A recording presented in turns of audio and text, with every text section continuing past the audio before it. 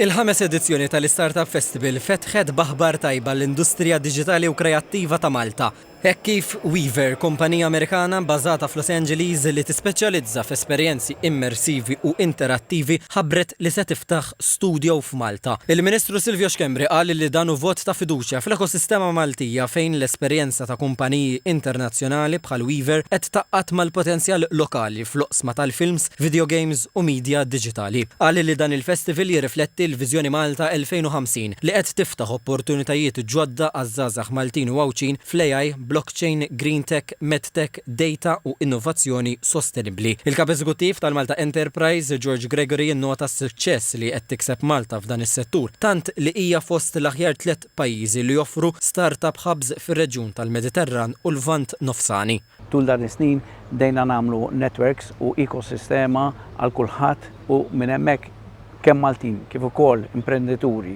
investituri, innovaturi internazzjonali ġew Malta biex jibdew minn Malta, jispandu minn Malta u jikbru globalment. TVM News tkellem ukoll ma' Justin Mifsud, is-sit kumpanija lokali li toffri taħriġ dwar sewqan sportiv. Qal li festival bħal dan jgħin lin-negozji lokali jikbru u jiġbdu investiment barrani. Fondi li tagħna l-gvern, sponsors nista' ngħid, aħna stajna napproċċjaw kumpaniji kbar u rnexxielna wkoll nagħlquhom bis-saħħa dawn il-fondi u l-ħiliet li aħna għadna flimkien u ġibnihom hawn Malta. Matul din il-ġimgħa saret ukoll ġurnata iddedikata lill-istudenti fil-Malta Aviation Museum f'Taqali dwar il-karrieri fl-avjazzjoni, kif ukoll workshops u sessjonijiet ta' networking f'Monte Cristo li se jkomplu il-ġimgħa.